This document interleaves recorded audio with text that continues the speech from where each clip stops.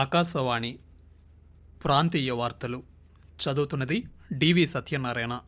ఈనాటి వార్తల్లోని ముఖ్య అంశాలు: రాష్ట్ర మహిళలకు ఆర్టీసీ బస్సుల్లో ఉచిత ప్రయాణ సౌకర్యాన్ని కల్పించేందుకు మంత్రివర్గం ఆమోదం తెలిపింది. నేతన్నలకు 3 నూతన పథకాలను రేపు జరగనున్న 11వ జాతీయ చేనేత దినోత్సవంలో ప్రారంభించనున్నామని మంత్రి ఎస్ సవిత తెలిపారు. రాష్ట్రంలోని యువతకు 20 లక్షల ఉద్యోగ ఉపాధి కల్పనకు ప్రభుత్వం కట్టుబడి ఉందని మంత్రి నారా లోకేష్ స్పష్టం చేశారు. అంతర్జాతీయ యువజన దినోత్సవం సందర్భంగా ఆగస్టు 12న రామచంద్రాపురంలో కోనసీమ యూత్ సమ్మిట్ జరగనుంది. రానున్న 3 రోజుల పాటు రాష్ట్రంలోని పలు ప్రాంతాల్లో భారీ వర్షాలు కురిసే అవకాశం ఉందని వాతావరణ కేంద్రం వెల్లడించింది. వార్తల వివరాలు: రాష్ట్ర మహిళలకు ఆర్టీసీ బస్సుల్లో ఉచిత ప్రయాణ సౌకర్యాన్ని కల్పించేందుకు మంత్రివర్గం ఆమోదం తెలిపింది. ఎన్నికల్లో ఇచ్చిన హామీ మేరకు ఈ నెల 15 నుంచి మహిళలకు ఉచిత బస్సు ప్రయాణ పథకాన్ని ప్రభుత్వం ప్రారంభించనుంది. ముఖ్యమంత్రి నారా చంద్రబాబు నాయుడు అధ్యక్షతన ఈరోజు రాష్ట్ర సచివాలయంలో జరిగిన మంత్రివర్గ సమావేశంలో దీనికి ఆమోదం లభించింది. అదేవిధంగా నూతన బార్ పాలసీని కూడా మంత్రివర్గం ఆమోదించింది. ఈ నూతన విధానం ప్రకారం కల్లుగీత కార్మికులకు 10% మద్యం షాపులను కేటాయించనున్నారు. జిల్లాల పునర్విభజనలో లోపాలు, సరిహద్దు సమస్యలపై ఏర్పాటైన మంత్రివర్గ ఉపసంఘం జిల్లాల పేరు మార్పులు, నియోజకవర్గాల విలీన ప్రక్రియ ప్రతిపాదనలపై నెల రోజుల్లోగా నివేదికలివ్వాలని ముఖ్యమంత్రి ఈ సందర్భంగా ఆదేశించారు.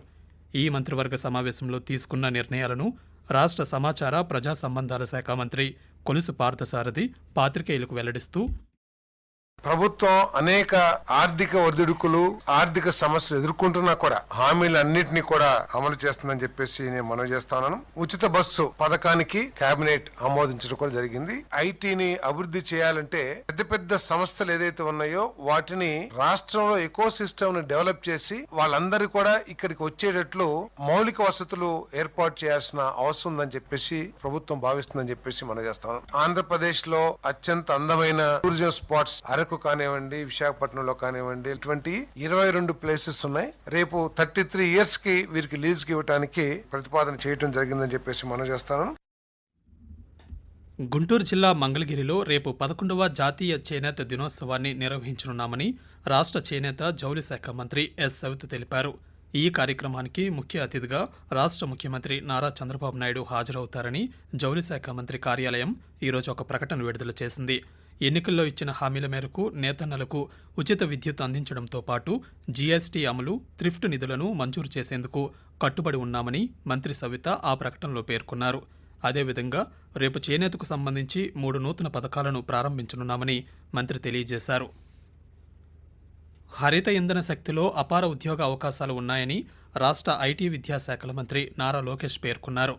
రాష్ట్ర నైపుణ్యాభివృద్ధి సంస్థ ఆధ్వర్యంలో ఈరోజు విజయవాడలో నిర్వహించిన గ్రీన్ ఎనర్జీ కాన్ఫరెన్స్లో ఆయన పాల్గొన్నారు. ఈ సందర్భంగా మంత్రి నారా లోకేష్ ప్రసంగిస్తూ, రాష్ట్రాన్ని హరితాంధ్రప్రదేశ్గా మార్చాలన్నది ముఖ్యమంత్రి ధ్యేయమని తెలిపారు. ఈ రంగంలో యువతకు ఉద్యోగాలను కల్పించేందుకు కృషి చేస్తున్నామని వెల్లడించారు. 20 లక్షల ఉద్యోగ ఉపాధి కల్పనకు ప్రభుత్వం కట్టుబడి ఉందని మంత్రి నారా లోకేష్ వివరిస్తూ, that we will create 20 lakh jobs in 5 years. So this requires greater collaboration across ministries, ministers to work together of creating a vibrant ecosystem. As a state, we believe that one state, one capital, but development should be decentralized. We want to build one of the world's largest chemical park, Pharma Park. It will be our data city. We're going to build our entire IT ecosystem there. Our entire medical devices manufacturing is going to happen in North Andhra. Now, why am I sharing this vision with you? We convinced him and he's putting up the entire factory now in our state of Andhra Pradesh. రాష్ట్ర రవాణా శాఖ మంత్రి మండిపల్లి రాంప్రసాద్ రెడ్డితో జాతీయ రహదారి ప్రాధికార సంస్థ NHAI chairman RK Singh, రవాణా శాఖ ముఖ్య కార్యదర్శి కాంతిలాల్ దండే ఈరోజు అమరావతిలోని సచివాలయంలో సమావేశమయ్యారు. రాయచోటి, మదనపల్లి మధ్య రహదారిపై ప్రమాదాల నివారణకు సంబంధించి ఈ సందర్భంగా చర్చించారు. రాయచోటి, మదనపల్లి మధ్య ప్రయాణం చేసే వాహనదారుల భద్రత దృష్ట్యా ప్రస్తుత ప్రణాళికలో ఉన్న అండర్పాస్ స్థానంలో ట్రాఫిక్ ఐలాండ్ ఏర్పాటు చేయాలని మంత్రి అధికారులను ఆదేశించారు. ప్రమాదాలను తగ్గించడంలో ట్రాఫిక్ ఐలాండ్లు కీలకంగా ఉంటాయని పేర్కొంటూ అవసరమైన మార్పులు వెంటనే చేపట్టాలని సూచించారు. ఆకాశవాణి ప్రాంతీయ వార్తలు వింటున్నారు.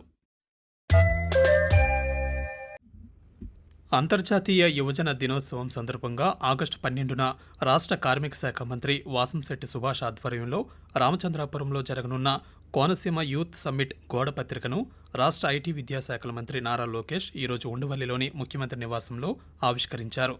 ఈ సందర్భంగా మంత్రి లోకేష్ మాట్లాడుతూ యువతలో దాగి ఉన్న ప్రతిభను, నైపుణ్యాన్ని రాష్ట్ర భవిష్యత్ అవసరాల కోసం వినియోగించుకునేందుకు కోనసీమ యూత్ సమ్మిట్ వంటి కార్యక్రమాలు దోహదపడతాయన్నారు. అభివృద్ధి ఎజెండాగా భవిష్యత్ ప్రణాళికలు చర్చించడంతో పాటు యువతలోని నాయకత్వ లక్షణాలు, పరిస్థితులకు తగినట్లు వేగంగా నిర్ణయాలు తీసుకునే ఆలోచన విధానాలను యూత్ సమ్మిట్ వంటి కార్యక్రమాల ద్వారా యువత అలవర్చుకోవాలని ఆయన సూచించారు. బాలల హక్కులను పరిరక్షించేందుకు ప్రతి ఒక్కరూ అంకితభావంతో కృషి చేయాలని ఆంధ్రప్రదేశ్ రాష్ట్ర బాలల హక్కుల పరిరక్షణ కమిషన్ సభ్యురాలు బి పద్మావతి అధికారులకు సూచించారు. కృష్ణా జిల్లా కలెక్టరేట్లో బాలల హక్కుల పరిరక్షణ, బాల్య వివాహాల నిషేధం, పిల్లల కోసం ఉద్దేశించిన చట్టాల అమలు తీరుపై సంబంధిత శాఖల అధికారులతో ఈరోజు ఆమె సమీక్షా సమావేశాన్ని నిర్వహించారు. ఈ సందర్భంగా మాట్లాడుతూ బాలల హక్కుల పరిరక్షణ కమిషన్తో పాటు అన్ని శాఖలు సమన్వయంతో బాలల కోసం ఏర్పాటు చేసిన చట్టాలను సక్రమంగా అమలు చేయాలన్నారు. జిల్లాలోని అన్ని రెసిడెన్షియల్ వసతి గృహాల్లో జాతీయ బాలల హక్కుల కమిషన్ వారి సూచనలు తప్పకుండా పాటించాలన్నారు. సమాజంలో బాల్య వివాహాలు అడ్డుకోవడం ప్రతి ఒక్కరి బాధ్యత అని, టీనేజ్ ప్రెగ్నెన్సీపై దృష్టి సారించి జిల్లాలో వీటి నియంత్రణకు కృషి చేయాలని సూచించారు.